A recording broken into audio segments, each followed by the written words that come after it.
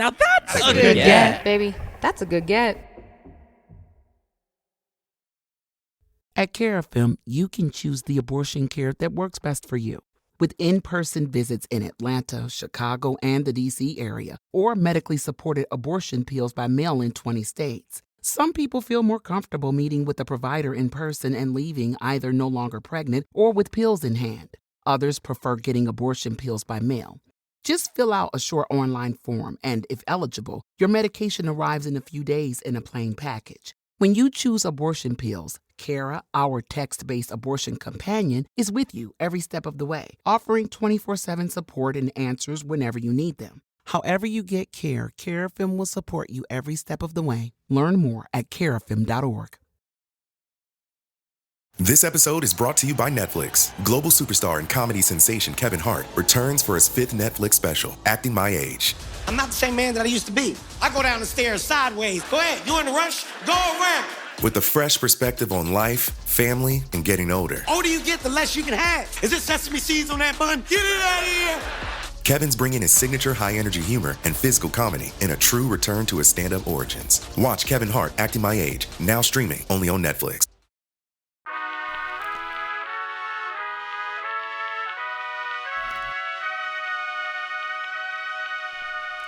Hi friends, it's me, Mo Pasek. We hope you're getting some rest this Thanksgiving week and that you're carving out time, get it? Carving out time to make art, go on a nature walk, take a single breath to yourself, look 20 feet in front of you. When's the last time you looked actually 20 feet in front of you when you weren't driving? Or do something that sparks your creativity. This holiday week, we've got a special episode teed up for you. It's a collaboration between Worse Than You and the American Civil Liberties Union.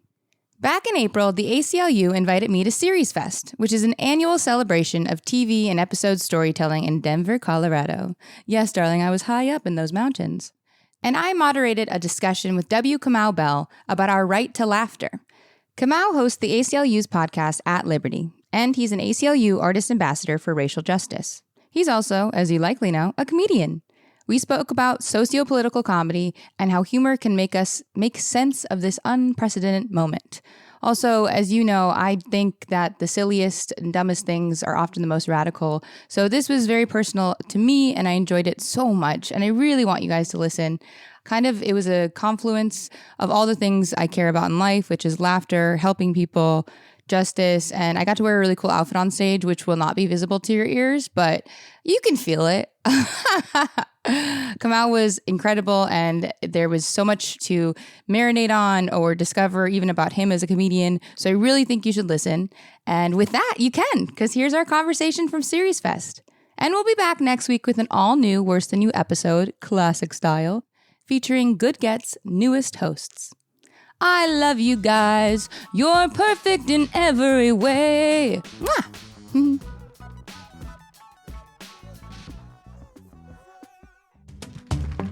Hi, everyone. Hi. Oh, my God. That was such a joyful and warm hi. Hi, Kamau. How are you? Hi. Hi. Thank you for being my guest on your podcast. That's weird. Yeah. It's a weird ownership thing. I mean, it's great. It's less work for me to do. But I love that. Well, okay. Off to the races. We are doing a special taping, obviously, of At Liberty, which you are a wonderful facilitator of. And I'm wondering, just opening up, on my podcast, we start with a TLDR on someone's art or process, which is a too long didn't read. And for you, and thanks for doing that for the older people. We appreciate that. Of course. Yeah, they're not chronically online folks. And good for you. So I'm wondering for you, with both this podcast and the ACLU, what is your too long didn't read of your experience, of what it means to you, and how you process that? So, I mean, of course, as a person whose mom was born in Indiana in 1937 and sort of went through the civil rights movement very actively, I grew up knowing about the ACLU as one of the many organizations out there that were trying to make America the first time.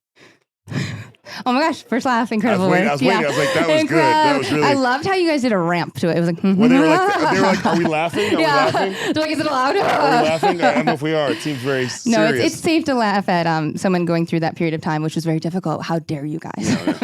Thank so you. I knew who the ACLU was. And also I lived in Chicago, so I also knew the famous case in Skokie, Illinois, where the ACLU had represented white supremacists. And I sort of had heard about all that stuff, but also knew that ACLU was on the right side of history, just generally on the right side of history. So that's just what I knew. And then when I had my first TV show, Totally Biased, on the FX and then FXX network, and then canceled, at some point... And that's a network, correct? Yeah. The ACLU and Jessica Weiss, who's here. Give it up for Jessica Weiss, everybody, because everything that I do through the ACLU is because of Jessica tells me to do it.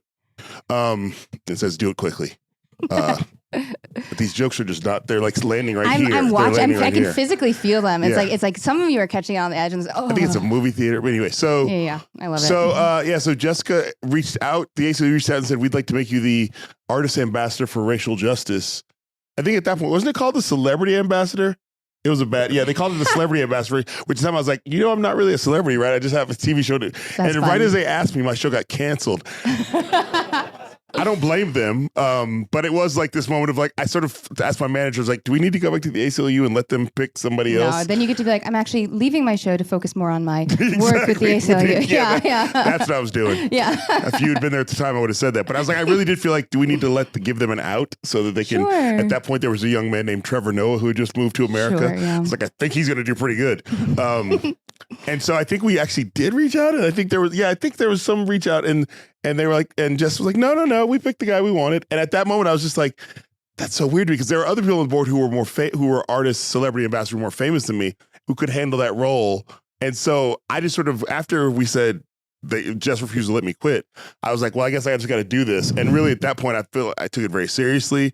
When Jess reached out, I tried to do the things, because it just felt like I felt really proud that even though I wasn't what I thought was the right level of fame, that I was being asked to do it. And then I just kept getting more involved. And then I got a little more famous, and now I feel okay about it. So I feel like I earned after 10 years. Well, and I've been with them for 10 years, so it's been a long time. And so now they rename it again Celebrity. We're back to that. That's what happened. They were like, well, not everybody here's a celebrity. And they pointed at me. But no, so it's artist ambassador and so I really feel proud. And it's cool because then I started doing the commercials that air on MSNBC, and people think I work at MSNBC because the commercials are on.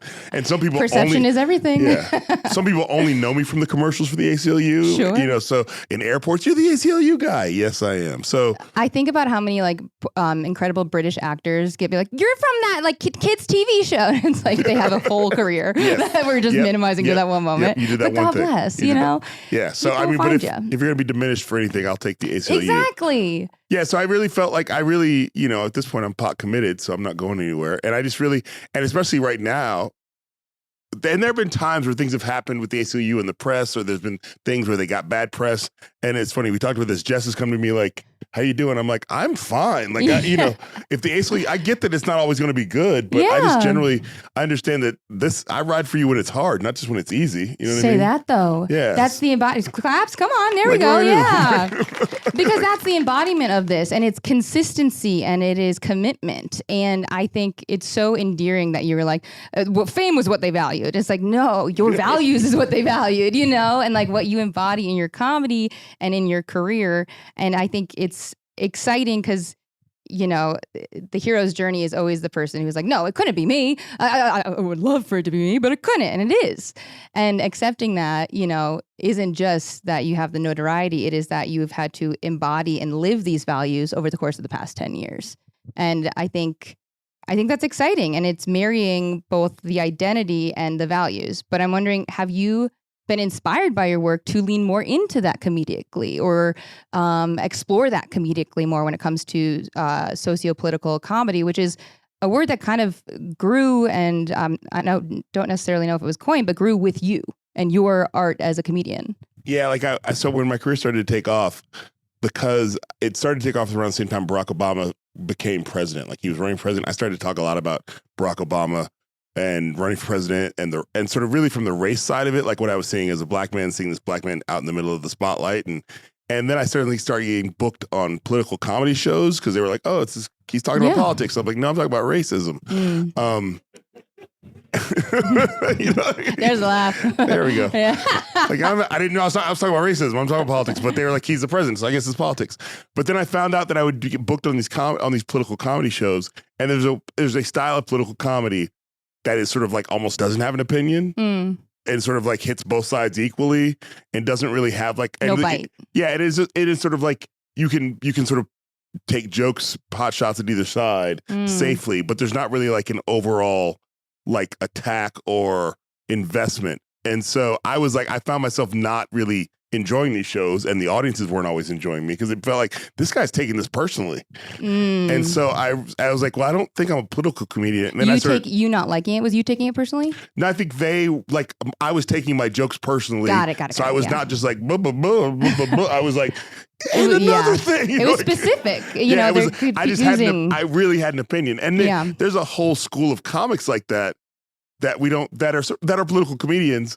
But like you wouldn't book Lenny Bruce on one of those shows either. And yes, hated it yes, because he really took it seriously. But you might book Mort Saul because it's a little more like even keeled, palatable in certain ways. Yeah, yeah. So I just think that like, although Mort Saul probably would hate to hear that, but I have team on the horn. Sorry, one second. Yeah, but yeah. So I just think that like there was. So I realized. So then I was looking at like, well, how would I describe myself? Because I had to write bios and things. This is before people would write them for me, or they would tell me what they thought I was. But you still have to write in the third person, which is humiliating. No, I'm still writing my bio. I'm still rewriting my bio. I have to put in Celebrity Jeopardy winner recently. Yes, new Celebrity Jeopardy winner. Huge. Yes, I did that. I was like, I need to fix my bio. Immediately. But so I found the concept of a socio-political comedian, which I don't know where I found that, but I found it, and I was like, and the idea that it's politics, but it's also society and how it all works together. It basically, I don't always have to talk about what's going on in D.C., which is sort of political, which is old school political comedy. What's happening in D.C.? Yeah. This is actually about the country. And I think that's, for me, that sort of helped me sort of think I can own that title more than I want to own political comedian. Also, let me be clear. When I was getting called a political comedian, I had agents tell me all the time, don't call yourself that. There's no money in there. They were correct, but it didn't stop me from doing what I was doing. Well, it's so interesting when certain labels are used as pejoratives. Do you know what I mean? And you're like, oh, okay, I'm that now. And it's like, and then, when you sort of balk at it, you wonder whether that's because of its perception, because of what it actually is. And I think defining it more specifically in your case is what opened so many doors for you. And what's exciting, I think, because even like I find sometimes, I think when you're talking about that like lack of a perspective, sometimes that leans into the clapter zone where it's appeasing to people. You're going to say something that might hit personally for those folks, but it's not really taking a personal take. And I think what is interesting to me and you as a comedian who seems very accountable to your audience, it's doing exactly what you thought the ACLU was doing, where it's like, I'm going to ride if my joke bombs, you know what I mean? If like you're publicly bombing and not, because like that gives us data to improve, to be better, to make the joke sharper. But also I think the thing, maybe this is why I ride with the ACLU, I don't have to agree with my audience all the time either. Exactly. That doesn't mean the joke bombed. So first of all, do you all know what clapter is? I realize you just said that, clapter. Incredible. Good question. Do you want to define it? No, you go. Okay. We'll both try. You do it and then I'll do it. Incredible. Yeah. So clapter is maybe a term that's recently been coined because it tends to be around identity comedy, but it is jokes that are so general to a maybe a marginalized identity that it's less about the comedy and it's more about saying the obvious thing that the community is experiencing. And so sometimes folks who are less skilled comedians might use that just for that people engagement. I don't want to say less discerning, but it's less comedic based almost, Yeah, it's basically like, to give you an example, it's like, I don't know about you, but I just think we should be nice to puppies. Clap! Woo! There you go. Some of you had an organic clap moment there. No. Yeah. So it's like, crazy. It's a thing that like, it gets the audience to respond and it feels like a joke because everybody's responding. It has the cadence of a joke. It has the cadence of a joke, but it doesn't actually, it's not funny. Chris Rock said that it was right. Seth Meyers is who he credits coming up with clapter. I don't know if that's true or not. That the Seth Meyers came up with it. That makes sense because he also would speak about, on Weekend Update, he would speak about those certain things. Yeah. It's a thing that you see happening. And once you know it, you'll see it all the time, especially in things like monologue jokes or things where people are like, or politicians. 100%. It's a thing you see all the time. And it's a technique of comedy because you do want to get people all on the same page, but then there's got to be a punchline that follows it. Or a subversion. Or subverts it because otherwise it's not good comedy. It's not good comedy. Yeah. So, to that, I think like there's a lack of accountability as a comedian to that. And I think, and maybe in an interview you said something about laughter being almost like a data point for engagement and an understanding of whether or not someone was involved with you. And I think laughter in this time for our audience even, and understanding, social political comedy, they get to understand that the value of laughter is maybe more as a tool, and comedy as a tool to educate and help people understand. Because without it, I don't know, it feels really hard to help spread a message, So yeah, I mean, first of all, I don't know if I said data point of engagement. Did I say that? No, that was my okay. yeah. Yeah. No, that sounds like you. Yeah. But no, it is. The way I usually say it's comedy. Measurement of involvement. Comedy is the best way to communicate anything, because if somebody laughs, then they're paying attention. But I think the other thing about that I will say is that there's an expression that you hear. It's funny because it's true, and I think people get confused because they think if I laugh, that means that's true. And it's like, no, if you laugh, it means the person talking was skilled at making you laugh. It doesn't mean that it's true. That's a beautiful distinction. It just means that they're good at telling jokes. So, but people get caught up in the idea of like, if I'm laughing, there must be some truth in here. It just means you understood the point. Yeah. Now, if it is true to you, it's true to you. But let's not get caught up in thinking that laughter is truth. Well, let's not affirm a truth. Yes. Yeah, comedy is truth. It's like, no, these are all just techniques. And comedy, in my mind, has more to do with math than it does to do with truth. 100%. It's like, there's a lot of so we're getting a lot of crowd. Yeah, I'm loving the claps, the snaps, the but it's cadence, it's beat, it's rhythm, it's 100, like it's and I think people, the reason clapter and those things are, get into the conversation, feel a little AI to me, because you're like, it looks like a human, but it wasn't a joke. It sounds like a joke, but it wasn't really. And you don't quite know why. So I think grounding these distinctions in definitions like this help people understand, oh, that's why I didn't feel crazy laugh about it. I didn't feel so funny, but I was on their side. Or I laughed at a thing that I don't agree with and not feel bad about it because what does it say about me? No, it just meant you laughed. Yeah. It meant they had good math. It just meant you laughed. Like, so you can, I understand that, like, there are many things that I find very funny that I'm not going to tell you that I laughed at. Say that. Do you understand what I'm saying? Say that. Because I know that I thought they were funny, but I think we get caught up in this world of like, almost because I think it's funny, that means it's true. So then social media comes in, then you share it, and then people are like, why are you laughing at that? You're like, well, you don't get the joke. No, and it becomes like, you shouldn't, all those things are very personal, and you should not feel like just because you laugh at them, that means they're important or they're relevant, or that comedian knows what he's talking about just because he wrote a joke about it. Again, it means he was good at math. It means he was good at math. And there's some comedians out there who are incredibly good at math, who are then called truth tellers. And I'm like, no, it's so annoying. He's just in calculus. Say that. He's not a truth teller. Like, it doesn't mean you can't be some level of truth-telling comedian, but those are, I find those to be very few and far between. And I agree. We can sort of name them on one or two hands. So, I mean, it's a trail and steps that you are stepping in, right? You looked up to Lenny Bruce and all these people, right? And what that comes with is the ability to take criticism and eat shit. It takes the ability to be like, oh, I messed up. I took a risk. I said an opinion, a value, a belief, and have to learn. And so I'm wondering how you logistically, not even when you're writing your stand-up or creating your pieces, like even TV series or film, but I'm wondering, in your conversations with folks when it comes to political things, you seem to be so astute at like where that equation is and that opportunity for comedy. So is that like an active thing that you're doing when you're trying to teach people about knowing their rights, to say the thing? I pulled that incredible. First of all, I'd say that I think of myself more as like the vessel for the information than me trying to teach people. Okay. I think I have too much respect for teachers to say, I'm trying to teach people. Doesn't mean you can't learn from what I'm doing, but I just really want to, like, when people call me an activist, I'm like, no, that's a job. Sure, so you're more modeling. I'm activist adjacent. I will accept that.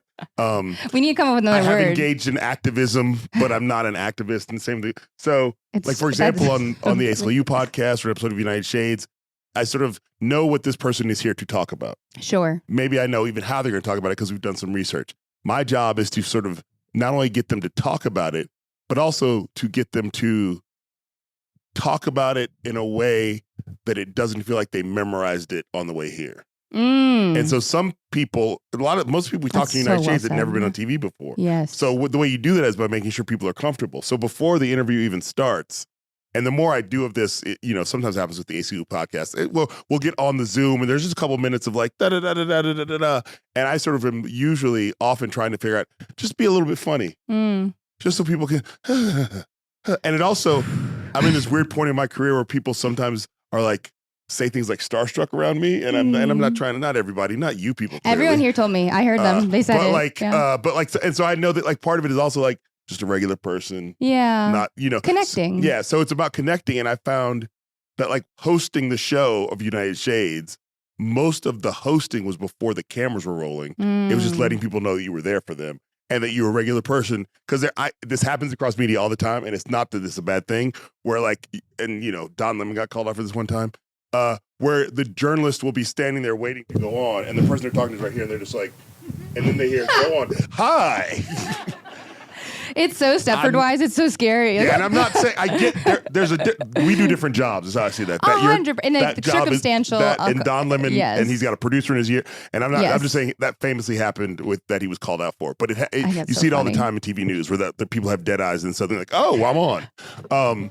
I can't do that. I can't have dead eyes when I have to sort of show up. As soon as I step into your space, I have to sort of be like the guy. Yeah. And have to sort of recognize it is my job to get a good interview from you. And laughter to sort of warm you up before is one way. And then in the middle of the thing, every conversation that we all have all day, there's hints of humor. And we all know this, if you're with really close friends, the saddest thing you'll find humor in. Not that you're making fun of it, but because it's a way to sort of process the information. It's why people laugh at funerals. I remember, I've told the story before in United Shades, but like never told it on the ACLU podcast, so it's okay, Jess. Hey. So exclusive. Yeah. So we did an episode of United Shades that was season 2. It started out at Standing Rock. So in Standing Rock, when they were protesting, the water protectors were there. And it ended up being we were in the Pine Ridge Reservation and, talking about the tremendous amounts of poverty and the crime and all the things that exist on these reservations that people think, oh, they get that land. And this young man had been killed. His family was having a wake at their house. His parents, who I later found out were divorced, were at the house for the wake for their son who had died a few days before. And somebody had told them that I was around talking to people, and they're like, would you be interested in talking about life on the reservation, considering everything that's going on? And they said yes. And I was like, but I don't want to go to their wake. You know what I mean? Like, I want to be a comedian like Eddie Murphy. You know what I mean? Like, not shaking. Sorry for your loss. Okay, so by the way, but like, I don't want to like. I don't know that I'm qualified for this. And I remember it's an emotional weight. Yeah, because they were literally at their like at home wake with the food that people had brought in intimate. And potluck. So intimate. And it was a very small house. And we walked in with one camera because I just didn't want to barge into the house. And we did this, and there wasn't enough light, and the crew was upset. But you were wearing a red leather jumpsuit, correct? Yeah, I was right. Yes, of course. Yes, of course, always. And over the course of the conversation, I just let them talk. And at some point, it just sort of loosened up. And I was sort of asking questions, and not trying to be funny, but just asking bigger questions about the world. And I said at some point, I'm like, why do you think, like, I don't know if it was the government or America, is so hard on Native folks? And the mom looked at me. She said, you know why it is? Because we kicked Custer's ass. And the whole room exploded into laughter and applause. And then I was like, where all these people come from? And it became this whole and I sort of built on the joke and it became this whole moment where you're like, in this situation where things could not be more dire, this woman was basically looking for a place to find some levity. To breathe, to get above water. And in that moment when she did, I grabbed onto it because I was like, yay, me too. Oh, beautiful. And so for me, it was a big lesson in like, you don't go in there looking for the jokes, or trying to make them feel better. You just go in there and be a human. And I happen to be good at it's almost like if you're good at close-up magic, then you maybe do a lot of close-up magic. I happen to be good at that, and I've learned how to be good at that. So it's like a thing that I can do that I know that I can talk to. If you are willing to talk, I can talk to you. I can talk to anybody. If you're not willing to talk, I'm not going to waste my time. Like, really, it'll be like, all right, well, I'm not. And by talking, I mean, I'm not here to debate you. Yeah. I'm not here to yell at you, It's beautiful. It's to me, it takes a removal of ego in a really big way. because a lot of people in a positive ego sense want to go in and help, want to go in and change things. And when you're saying you feel, even on the ACLU pod, that you are a vessel, you are, again, holding space, the way that took off like wildfire, but you are creating a container for people to process. And then because you are the one who created the space, it's like, then the Rube Goldberg machine of the moment has this joke that otherwise would not be funny, would not be explosive. You get to see the delicate parts and then let it explode in a way that is so remarkable that circumstance is what's creating it. And I think that, I don't know, I think people could learn from like the positive ego of like wanting to help, wanting to change, wanting to educate people, wanting to be the teacher, as you're saying. And what you're doing is being a person, just being a person. And when a moment arises, saying you're so clear about that, the moment is clear. You're not trying to find it. No, I mean, I think that like, you know, I'm also on tour right now doing stand-up comedy. I hadn't done stand-up for like 5 years, and I went back last year.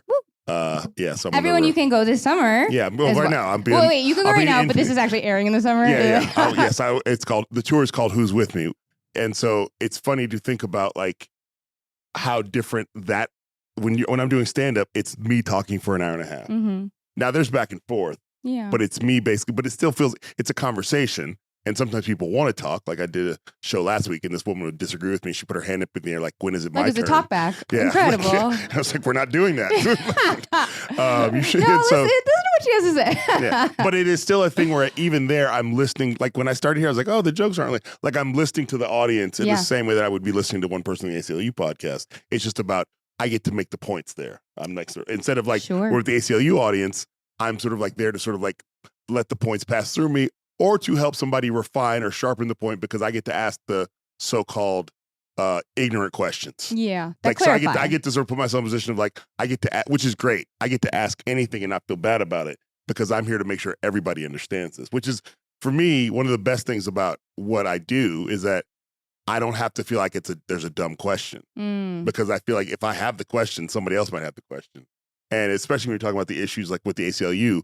These can get super weedy and super like legal speak or super like laden in history. And I like to get down to like, okay, what does that mean if I leave my house today? You know what I mean? Yes. Like what does that mean? Like we're talking about right now, and with the ACLU is involved in cases of people who are being disappeared. You know what I mean? And the ACLU is involved in cases of trans people who are getting their new passport and they change the sex designation on the passport. It's horrible. Yeah, and so you want to be able to have that conversation and ask all the questions that the listener wants to know, but doesn't have the resource to find or doesn't know how to get the answer. And I sort of think of it this way. I don't want you to annoy that person next to you on the plane who you go, wait a minute, are you trans? I have some questions. Listen. You know, so I'm like, I get to sort of like, we have this safe space where I get to ask all those questions and the listener gets to go, hopefully, oh thank God I didn't. Well, you get to be the avatar for them. So they also don't feel dumb. Because I think especially people who are at least aware and actively involved in the ACLU, like a lot of groups have to be because they're marginalized communities, but a lot of groups are also, have privileged identities in the world, but are very educated. And when you are educated, sometimes you feel so stupid asking like, oh, I know all of this, but not this basic thing, or this new group I don't understand. And so it's like, to see you, who we know can speak so like it just, you can dissect a point to a new perspective in a way that it like is the gift of a comedian. For that, you to be that avatar and them not feel stupid is so powerful. I mean, when I learned that it's not hard to say, I don't know what that is, that was such a gift. Because I do it in real life too. Like, I don't know what that is. And sometimes like, I know I should know what that is, but I don't know what that is. Or I know, asking the question is a big, like admitting ignorance is a superpower. I think the beautiful thing of you doing that though is you don't put the onus of education on the individual who is being harmed by what that thing is, right? Like you make the effort to understand it in a way that isn't saying, well, educate me. It's saying, I don't know what this is. I want to learn. Like, let me find these resources. Is this a person I can ask? Is this a situation? I think that's the distinction that's important. Ultimately, I always think like people ask me sometimes like, what is the goal of the work? What is the goal? And it's funny. I think when you're in the conversation, when I'm in the conversation on the ACLU podcast or anything else I'm doing, you sort of do want, I hope that this conversation about immigrants' rights gets out to enough people that enough people hold their political officials or the current administration accountable, and that we can change the laws in this country and have a kinder, gentler immigration policy because immigration is one of the most important forces in this country to make this country go. So I hope that's what happens. That's what I hope. It's a hope, and I think. But I just want to say this. Oh, yeah. But at the end of the day, I hope people just have smarter conversations with their friends. You know what I mean? Like That's the impact. I hope that it's just like when somebody goes immigrants blah blah blah nonsense. That the person was no. Actually, I heard the ACLU podcast, and I heard this expert and they said that's really I think that's achievable. And so I feel like when I'm in it, I hope everything I'm doing solves all of the world's ills. When I'm out of it, I'm like, I just hope people don't say as much dumb shit. You know what I mean? Like, which does, in effect, solve the world's ills. You know? Yeah, it's a part of it. It's a part of it. It is. Also, pick up after yourself. Pick up after yourself. But I was telling you earlier, like, I believe the way you do one thing is the way you do everything. And I look at your career and what you've done. And I was even talking to you earlier about your interactions with your wife's grandfather and how, with that dynamic, how you wanted to educate him on your identity and his biases, and you knew you couldn't be the one to do it. And so knowing the spots in which you do have to embody the lessons and live the lessons and let go, I think is the dance. And the moments that you can just be smarter with your friends do make the changes instead of confronting the contrast directly. Do you know what I mean? Yeah, I mean, I think that like one of the greatest things that you learn as you get a little bit older is how not to waste as much time on bullshit. And claps. Yeah. So like arguing with someone who just wants to argue with you is bullshit. Is wasted time. And say it again. Arguing with someone who just wants to argue is wasted time.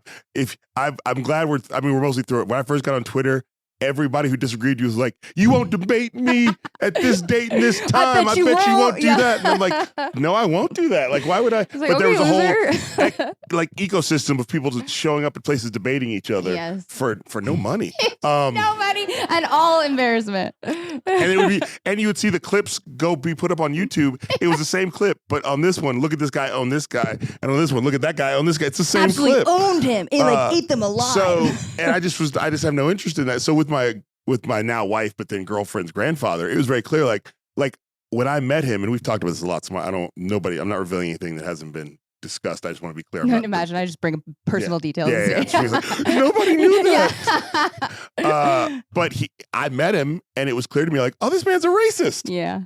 Okay. And then when I realized, I looked around at everybody looking at, oh, his family didn't know he was a racist. Okay. And he's their grandfather, the patriarch of the family, and this is an Italian family. So he's the guy. Powerful. And they were like, that he can't be a racist because he's Pop. Yep. Pop can't be a racist. I'm like, no, he is. I checked. No, that's actually, I gave him the racist check, and he was a racist. And Pop is, yeah. It's like COVID. No, he's really got it. He's really got it. It's confirmed. It's double stripes. And I'm joking now because that was, I mean, so me and my wife have been together for over 20 years. We've been married for 16. But so, like, we're talking about from 2003. In 2003, I was like, this guy's a racist. We didn't get married in 2009. And at some point, I was like, I can't go to your family occasions because I don't enjoy hanging out with your grandfather. You had that boundary, yeah. And so I stopped going. Melissa would go by herself.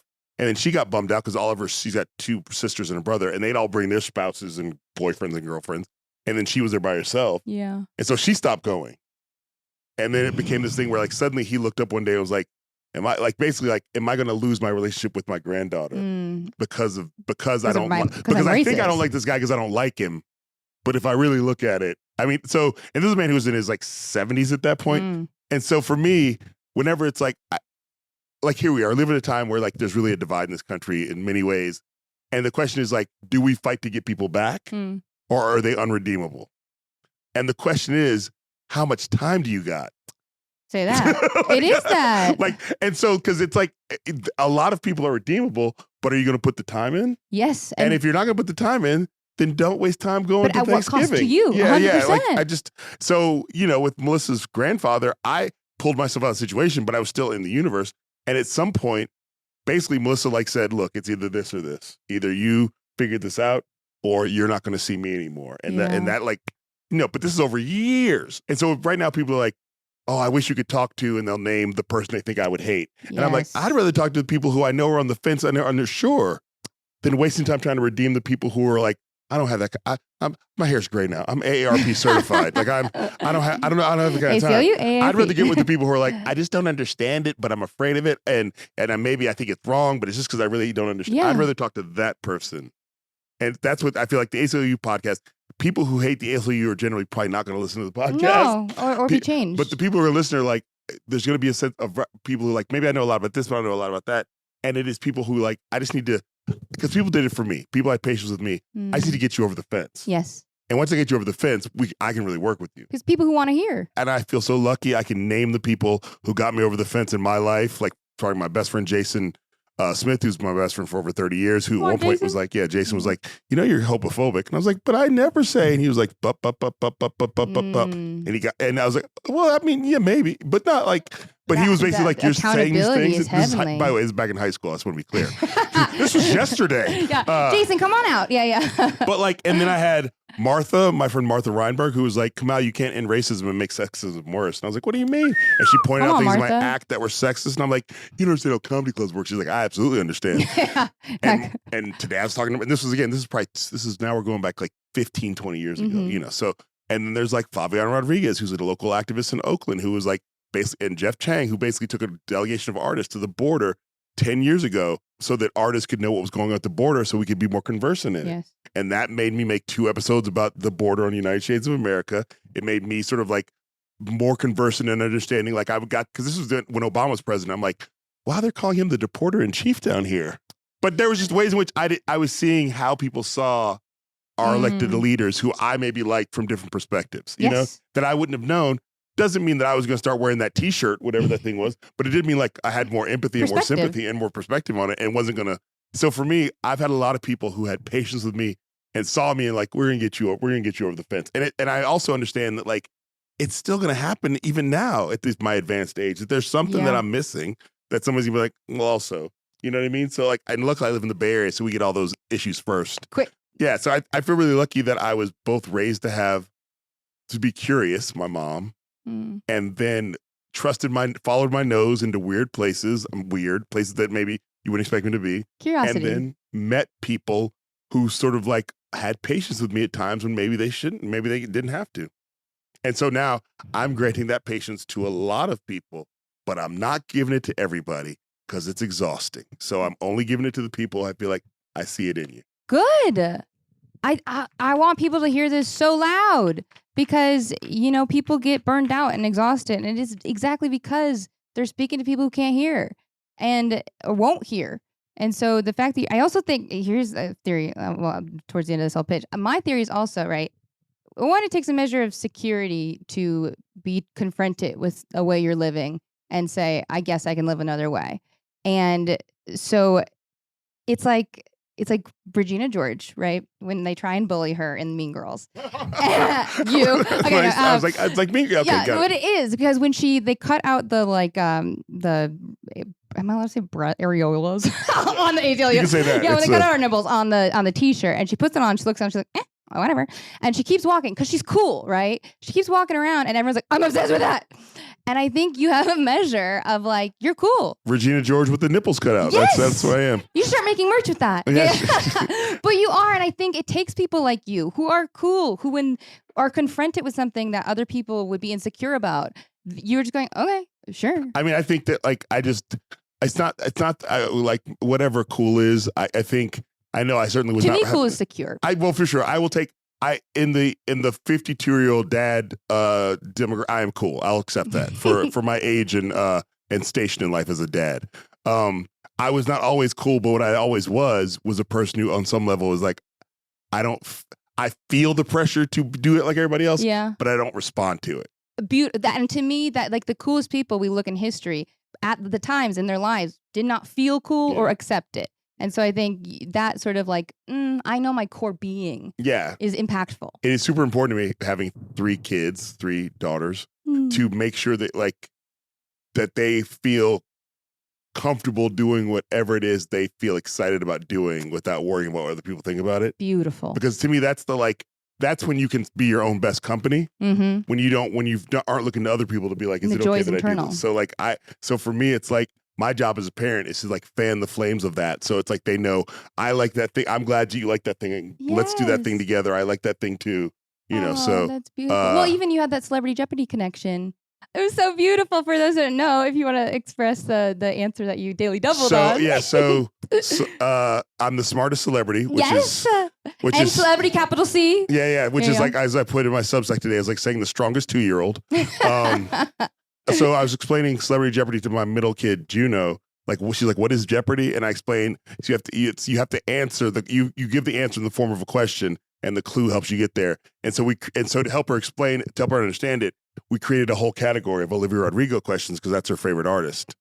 And so we did it in the car on the way to Celebrity Jeopardy, the finals, and then on Celebrity Jeopardy, I told the story of like, in the car we created Olivia Rodrigo questions, and the Juno was in the audience, so they cut to Juno in the audience looking like a kid. He was like, "Why are they looking at me now?" So sweet. And like, my dad's career is so weird, and but it was like a cute moment. It was great. And then like 2 or 3 segments later in Jeopardy, the question is like, Olivia Rodrigo, blah blah blah blah blah blah blah, and it was like, and it was a question about Olivia Rodrigo, and I was like, oh my God. The limit does not exist. I have to answer this question. And I knew it. It's driver's license. And so I answered the question, but I was like, driver's license. I screamed it because I was so excited. And then when I got it, I was like pointing at Juno, yeah. It's like full athlete on there. I was like, because it was like, in that moment, like, I know you're like, this is our thing. The most hyped Jeopardy and everybody's I've ever here, seen. but it's just me and you. So, that's so beautiful. So then that story sort of took off in the news a little bit, and a friend of mine made this funny edit of it on Kate Schatz, who co our book, Do the Work, did this edit where you see like the Ken tell the story, and then me answer the question, and how that led to the Daily Double, which basically won me the whole show. Woo! Like that question, it was like the key hinge. And then so I was like, I posted it, and I was like, I wonder if I'm going to tag Olivia Rodrigo in this and see if she has any interest. I was like, if she just wants to say hi on my Instagram, like just write hi or drop a heart or click thumbs up, anything. Yeah. And that amazing human sent my daughter a video to my Instagram, and and just privately to me. And I showed it and I sent it to Juno, and Juno still, this has like been days. If you ask her about it, she's like,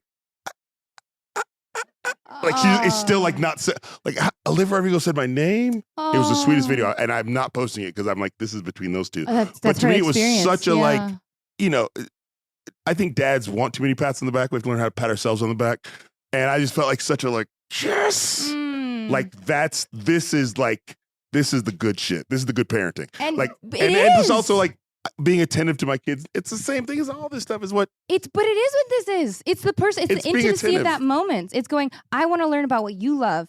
And guess what? It pays off. Like, and not even financially. It means it does. There's like spiritual rewards. Donor Shoes got $1 million because Juno made me study Olivia Rodrigo. So this organization and I mean pay off in the way of like, you better other folks and you better people, and like, and it has an impact, and that is a direct story of this. I do think we have to get to questions, but okay. One more thing I'll say. Yes, I love questions. this. Yeah. Because I do think like this sort of ties all together. I've been a guest on the ACLU podcast twice, and because I was like, Jess was like, we want to interview you, great. And then it was like, at some point she's like, we're looking for a new host. Do you know anybody? And I was like, what do you mean, do you know anybody? Because I was like, and she was like, well, would you do it? And I was like, I sort of felt like, if you want me to do it, I'll do it, because I feel super excited about playing some small role in the cog of the ACLU because of the good work they're doing. And even though I could very easily go, I don't have the time to do a thing, and I get like, it's it's like it takes time, and it's and then, but it just felt like in this moment, this is what I'm just saying, like, I think we all have to figure out, what can I do in this moment to advance the ball for liberty, justice, and freedom? You know what I mean? It doesn't have to be, you don't have to start a podcast, and so for me, being associated with the ACLU in any way, and having people know that I'm associated with the ACLU, and feeling like somehow me talking to somebody or somehow me posting a thing like I did today is helping to advance the ball in some small way, doesn't mean it's not all the work, but it's just a way to go, this is a part of the work at a time when this country needs it the most. And it doesn't mean I feel proud of it, but it also feels like you're also doing what you're supposed to do. say that. You know, Yes, this is you I are. mean, what are you going to do? Act like things are regular? No. And especially when you have been given the level of privilege that I've been given in my life. Like, I feel like, what would I do? Like, be like, no, I'll be fine. Well, it doesn't I've feel got a place on rewarding Mars without all your picked out. community. So, Well, we end on my podcast with a segment called "Thank You for Holding My Poems." I'm supposed to say, I'm Mo Pasek, by the way, and I host a podcast called Worse Than You. But we end it with, I think, something you're embodying, because Poems was inspired by the Russian poet Anna Akhmatova, who during the Great Terror, fellow activist artists would, when it was illegal to publish, they would memorize each other's edits of poems and writing. And they'd hold their poems in each other's heads and memorize them over the course of 30 years. And edits. And it's so vulnerable and unfinished. And to me, Poems as artists is the most heavenly thing we can do for each other, and is the revolution. Those messy moments where we hold each other accountable, where Jason calls or Justin and Martha call. It is. And so I was wondering if there is a poem in your life that you've experienced that you would love to share, like a small moment. To me, it could be a barista saying hello on a moment you felt disconnected. so this isn't literally a poem? So here's the fun part, abstract. Because to me, a poem is like a person gave me a compliment on a day where I felt so disconnected from the world. And it brought me into the world. And it was so impactful that I felt like I could move forward. I could make art. I could do something. So it can be really small. But to what we're saying, presence, impact, all of it matters. But if there's a poem you love, share away. I'm trying to think. My brain could go so many directions here. So, but it could be something that I interpret as a poem. I always say first thought. Okay, so I feel lucky that not only do I live in a time when Ryan Coogler exists on the planet, but also lucky that I live in the same city he lives in, and that he texted me a few days ago and was like, do you want to come to the premiere of my new film, Sinners? And I was like, what do you mean? No, I don't, right? But like that I'm in community with him is what I'm saying. That's beautiful. And so me and my wife went, and he's such a nice person, just to be clear with people who have thoughts about Ryan. He's such a nice person. He's such a incredible artist. So, and Sinners to me is a fucking poem. It is. I just got chills. It is a poem. It's not and a a horror half. movie. It is a poem. No. And I only wish Nikki Giovanni had seen it. Maybe she's seeing it from up here, because it feels like it is connected to all of that. Thank you. And everybody go see it in theaters right now. It is, don't wait till it streams. Don't wait till it streams. Yes. Oh, wow. Thank you for that poem. Well, Kamau, I hope people have gotten an insight into the way you use comedy and your process, and also just the ACLU and this experience. This has been lovely. Yeah, no, yeah, thanks. Yeah, party rock. I'm not used to like not closing out my podcast. So I know. Well, we're not technically. We still have some questions, correct? Okay, great. Yes. Maybe there's no questions. Okay. Right. It's like we got one. Okay, I think there's another microphone. Oh, is there a mic? I'm actually hosting. There's a mic actually right there if you there you want go. to skedaddle there. Hi, thank you so much for your work, by the way. It's amazing, and yours as well, Mo. Thank you. I am wondering, as an activist, a podcaster, and a documentary filmmaker who wants to go into these communities, when you went into communities that you anticipated being, caustic, frictiony, a little frictiony. Incredible there. adjective. Yeah. What were some of the things that you did to prepare yourself for those interactions?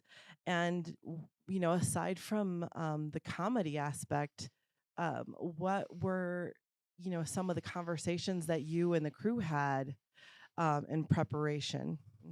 So I'll tell you two sort of short stories to sort of highlight that. Season 1 of United Shades, the pilot episode is the KKK episode where I meet the KKK and go to the cross burning. I'm sure that probably was maybe flashing through your head. So in that episode, I was not only the only black person on the crew, I was the only black person on the show in any position of authority. And the showrunner of the show clearly thought of it as like, this is a show I'm making that Kamau's a part of. Not like this is Kamau's show. Now, I was also an exec producer on the show, so by every right, that means if I'm starring, the exec producer of my show. And so that episode specifically, I remember the loneliness. Like, so we had to talk to the Klan I had to talk to the Klan for hours because we got there for the cross burning, and they don't burn the cross till it's dark. And so we got there, it's like summertime, so it didn't get dark till late. And so I'm talking to the Klan and asking questions. And at one point I look over and the crew is all broken. They're like not filming anymore. and I'm just talking to the Klan. And I go, hold on a second. I go to the showrunner. I go, hey man, if we're not filming, I don't want to talk to the Klan. Wow. Like I'm not having fun. Maybe it looks like because I'm fucking good at what I do, but I'm not like I don't want to just be chit chatting if we're not like the fact that he would not, as a white man, would not think about I'm actually paying a toll here today. Like I'm not, and again, I have the privilege of knowing that I get to go home later, but I'm actually paying for this. Like I'm actually like, and I learned more about that over the course of the show. So then you cut to basically from that point forward, I was like, I'm not gonna. After we did this first season, I was like, I'm not doing this show anymore unless we hire more Black people, and I get to have more say so in how we do this. So currently, I'm on the road with my friend Dwayne Kennedy, who I've known for 30 years, and other of these people who can pull me aside and be like, hey man, that's not it. And I basically got him hired on the show as a producer, but it was just so I had a guy. It's like my one-man posse. So that like I could be in the van with Dwayne, like, man, I'm about to go do this. Like, yeah, man, you can. He's like my booty eating brown, basically, if you know the Ali reference. That I had Dwayne, and then we had a photographer named Andre who was Black, who would come and shoot sometimes, and I convinced him. I think we need him to film every time. He needs to always. So we had what we called the Black van. So between. And we always try to get a Black driver too, like so that we could have these like, and then I get out of the van and be like, "Hello, white supremacist," and then after it was over, I go back in the Black van, and so it extended my life on the show because I had basically had a crew of people around me who understood what I was going through, and so I didn't finish filming like I did back in the first season, just be like, and now I'm standing here by myself, or I had people who would get my back if I was like, I don't want to do this thing I'm being asked to do, and they're not listening to me. We did an episode in Alaska, and I was on a snowmobile, on the back of a snowmobile, and we kept going back. We were just driving on the snowmobile, and it was this guy driving a snowmobile, and I started to feel like I think I'm like getting frostbitten. And Bruce was like, one more time, and so that's why I was like, oh, you don't care about me. So I really learned like part of this business. It's funny if you see, it might be in my Instagram story still. There's a picture of me and these three producers I worked through, and we hashtagged it No New Friends. It's like you have to find your crew, especially when you're a person of color or a woman, because otherwise these people are not for you. So that's again Ryan Coogler. Like he has found his people. Yeah, 100%.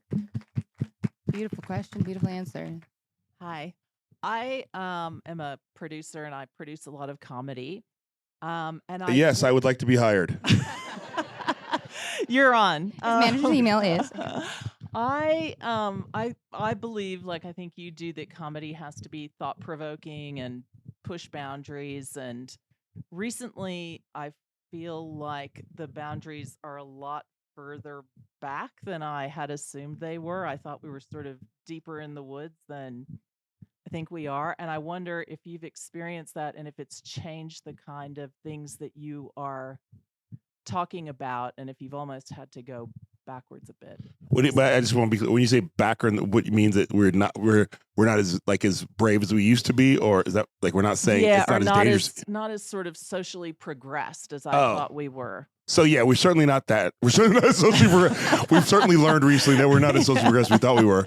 I think again it gets back to this idea of comic as truth teller, and there was sort of this idea that any comic who was loud and said political things was telling the truth. So as a comic who sort of has lived through several different eras of comedy, I now feel like I got to be louder than I used to be because I can't let people think that these loud guys are the deal. So for me, I feel like I have to be louder, clearer, more explicit in what I'm saying. Like there's a section in my show that I was doing last week. I was like, look, I don't have jokes for everything. But I just listed all the things I support, just to be clear. Like, it is funny. Conceptually, yeah. And then it ends, and it's a lot of clapter, but it ends on, and also sweet potato pie is better than pumpkin pie. Just to get, exactly. So it still has to have a joke in there, but yeah, like it's just a bunch of things, a political position I agree, because I feel like I understand the assignment now differently than I did, and I can't sort of like lay back. I have to be more fervent. I have to sort of basically like, so when you look at George Carlin's career, he went from like, hey, yeah, to like, I hate it all. I'm not an I hate it all, but I'm definitely like, oh, I get why you sort of at you're some working point. There. Yeah, I get it. At some point you have to be like you have to lean into this. But what does louder look like for you? I mean, some of it can be louder. Like if you see me do comedy, my voice is gone because I do yell sometimes because I like the visceral feeling. Yes, I was an only child. I had a lot of tantrums. So I like that act of tantrum making. but it's also like, make sure the jokes are clear. Make sure that if you're doing a joke about trans people, that it's clear you're on their side in the joke. Yeah. And it just means, especially, there's another thing, as a black man who's a comedian who's of a certain age, it's easy for me to get lumped in with other black men who are comedians of a certain age. I want to be like, I'm not 100% that guy. Yeah. So I have to make it clear where I'm at, and everything I say has to be, it can't be sloppy. And I've been on stage and be like, nope, not that. Like, just to be like editing myself in real time to be like, even training myself out of saying things that like, yeah, that's not it. And the hard part about comedy is that stand-up comedy happens in front of people. So one night people might walk in and be like, I didn't know he thought that. And I'd be like, I didn't mean it. I just said it that night, you know. I didn't know I thought that. But it's just, but still, that's just the nature of the game. But yeah, so for me, like right now, when people talk about comedy and where it's at, I would say, like, if you want to see where comedy should be at and I think is going, is Josh Johnson. So like, he's a guy who's like, comic. that's I'm walking behind him right now. Like, I'm like, thank God you're here, Josh Johnson. I was by myself for such a long time, but I'm gonna follow you because you sell more tickets than I do. But like, to me, that's a guy who's like every like week he's put up a new hour of material where he's talking about the news. So prolific. Very sensitive and also very thoughtful, and to me, basically like the loud, obnoxious guys get a lot of our attention when really just divert it to better people. You know, Amber Ruffin, who just got knocked off of the White House curse. Go support Amber Ruffin. Yes. Like, why were they scared of her? Go find out, you know? Yeah. So I think there are great comedians out there who are doing the kind of work you're talking about. I just think we got caught up in a a real white man comeback that was sort of like, you know. But it was also so enabled, because it's like there's a perception of an audience that gets louder and louder and louder because then people think it is because of social media, and it's like, and there's no when all the internet algorithm is prioritizing white men's voices anyway. 100%. So you think it's happening, but it's like, is it really happening? And then there's a lot of astroturfing of right wing voices, and a lot of those comics saw that, so they're like, oh, if I go over there, I will there's a built-in audience and network to support me. Yeah, no morality. Thank God. Yeah, beautiful. I'm happy to clarify louder though, because it is like it is that dance between whether like it is the burden of excellence, right, but also specificity and making sure like someone who's training and doing math, like that you get it right. I think is important because it's louder. Because it's resonant. And it also means that like it doesn't mean like, so when I do stand up, like everybody in the audience doesn't agree with every joke, and I feel like that's the whole point. Like, beautiful. If I'm trying to keep us all on the same page, like we're all headed in the same direction, but doesn't mean we have to agree on every point along the way. So to me, and that's part of the fun of like saying something that, you know, part of the audience will be like, what? Yeah. Like that's part of the fun too. But I want to make sure I believe it, and I'm not doing it just to get to the yeah. And you're also not putting their life in danger with a joke. No. Another question. I'm right here. Pointing. I have the mic right here. I love that. Okay. So in 1982, I worked for George Carlin. Woo! And so thank you for bringing him up. And my job was to wait for him to come back from all the different bars and, you know, comedy clubs and whatever he had written down. I needed to type it up because we were about to do Carlin at Carnegie. Oh, wow. So I kind of got a front row seat of watching what happens in the process. And at some point, I said to him, you know, do you consider yourself a political comedian? And he said, Eileen, I like what's funny, and sometimes and often politics is funny, and that's what I say. Yeah. So I think in a way he was a social, what do we call it? Yeah, social political comedian. Yeah, I never heard that word before. But what I'm wondering from you is I'm looking at comedy now, and it's starting to do the same thing everything else is happening in our culture, where you're picking sides. Do you know what I mean? Where, oh, you listen to that comedian, or, you know, oh, you listen to what he has to say. How do you feel about that, about the kind of the nature of that people are getting labeled, I guess, on sides because everything is getting a label from a side? And I think it would make George crazy. That's all. Yeah, no, I think it's so thank you, first of all. Man, didn't know that you had that access to George Carlin. So I feel pretty lucky that like I become friends with Kelly Carlin. Kelly Carlin, his daughter, who's in charge of his estate and sort of like really like is the right person to be in charge of everything. And so I got to be in Judd Apatow's documentary about George Carlin, which is one of my life achievements. That I just feel like that they felt like I would have something to say. Not that I am comparing myself to him, but I think one of the things that like I really learned from Carlin is this: that like, one, you're allowed to evolve as a comedian, and two, the comedian is supposed to not really spend the best comedians are just writing what they want to write and not spending time thinking about what genre it is. And I think Carlin, because Carlin also had, like, one of his most famous bits is A Place for My Stuff. Yeah. Which is political in like the broad sense. Sure. Oh, you have the privilege to have a place. You know what I mean? But like, but it's not political in the sense we think of George Carlin as like 7 words you shouldn't say. So I think for me, it's like, I would imagine that George was like a lot of people, like, I'm just trying to write what I think is good and entertaining and worthy of the audience. And also, as he got older, as I did, you start to care about you start to really get invested in like, wait, is this about to go to hell in a handbasket? And so I think that's why by the end it was all like, ah. But like, I think that like, I've really started taking back to like some of that early 80s, mid 80s Carlin, where it's like, he was like sort of the perfect melding of both, of like the young man and the grouchy old man. And I feel like, cause that's where I'm at now. So like, but yeah, Sweet I think spot. that like, but the thing, your question about like, I think the biggest problem, and I sort of alluded to earlier, is that like what you like and enjoy what you enjoy, stop bragging about it. Like, social media has encouraged us to like put all of our likes and things and to weigh in on everything.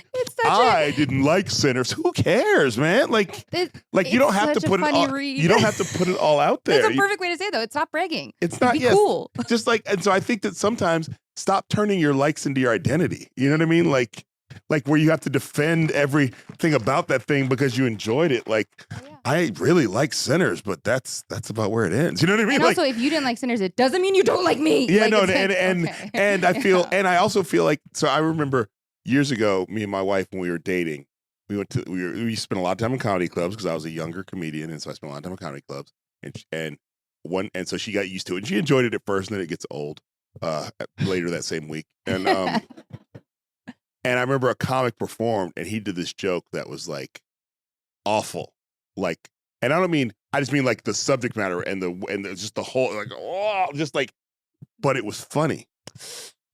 And I remember I went up to him and I said, that joke, I was really well written and really blah, blah, blah. And my wife was like, you just complimented him about that joke? And I had this moment of like, oh yeah, I just could have kept that to myself. Yeah.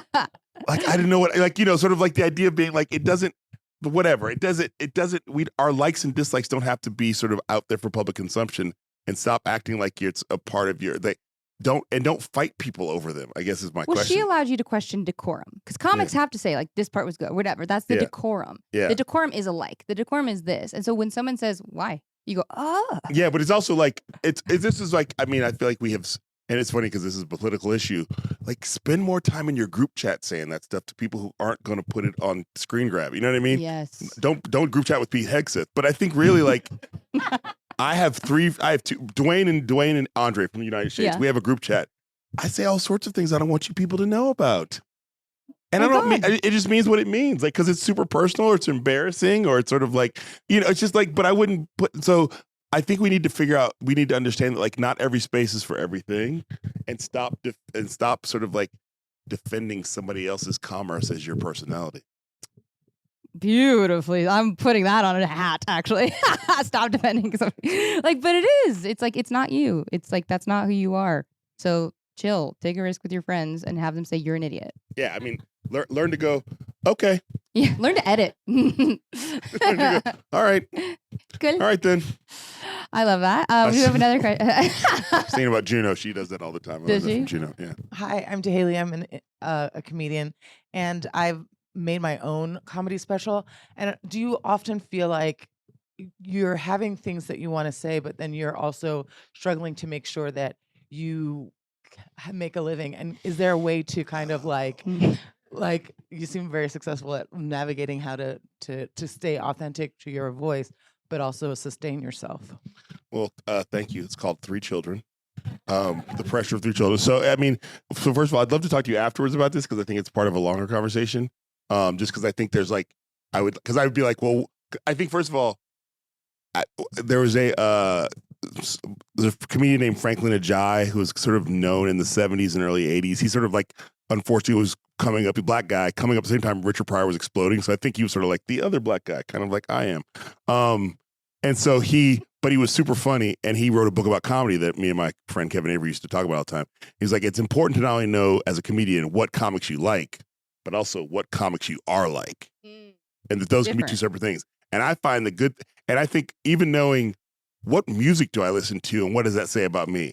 So at some point I realized all the bands I like never got all the respect and money they deserved. They were sort of the cool bands for the musicians, but they didn't really have a lot of hit songs. Comic. And they spent their time, And I sort of realized at some point, like, I can't expect Kevin Hartian success based on who I am. Sure.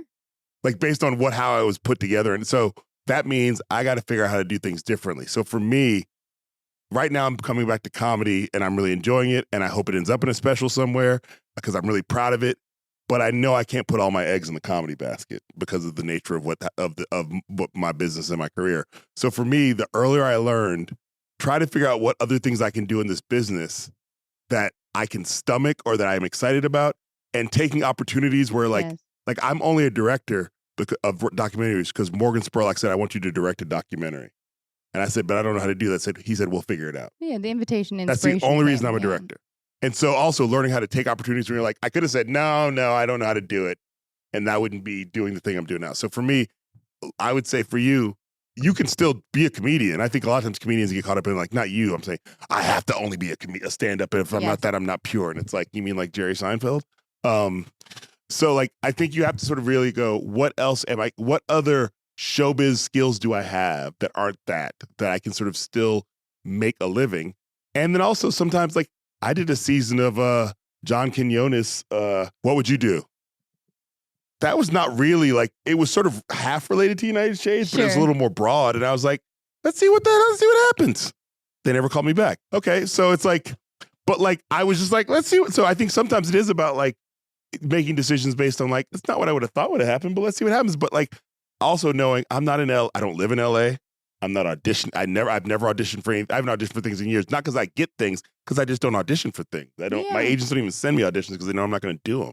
So like, knowing that, it's like, well, then you have to sort of understand that, like, the way I put it is like, you have to understand that you have to make your own gravy. Anybody remember that dog food commercial? Yeah. You have to make your own, like, you can't depend on this industry to do it for you. And so what can you do now? Maybe you one day want to have your own sitcom. What can you do now that is the closest, that is a version of that you can. Plant where you grow. I love this. Issa Rae is the best example of that. How can you make your show before HBO comes along so they have to pay you more for it? So yeah, that's what I would say is like, what skills you have outside of stand-up that you can still get better in your career, meet people, grow your skills, collaborate with people, get opportunities you weren't expecting, and then, it won't all be resting on one stand-up. That's beautiful.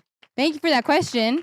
Thank you, Kamau. This is lovely. Thank you for having me on my podcast. Yes, I loved hosting your podcast with you. I'm Mo Pasek. This is W. Kamau Bell, and the ACLU rules. I guess go to aclu.org and be good. Thanks again to our moderator, Mo Pasek, and to SeriesFest for hosting us. And thanks to you for joining us this season. We may be going on a break, but the ACLU's work never stops. The podcast is on a break. ACLU, they don't get breaks. No holidays. Make sure you're following the ACLU across social media for the latest. We'll be back soon. Until then, remember, friends help friends stay in the fight. Join us! Until next time, I'm your host, W. Kamau Bell. At Liberty is a production of the ACLU. Our senior executive producer is Sam Riddell. This episode was executive produced by the ACLU's Jessica Herman-Whites and Who Knows Best Productions, me, Kelly Rafferty, Ph.D., and Melissa Hudson-Bell, Ph.D. This show is edited and produced by Erica Ghetto and Mariah Gossett for Good Get.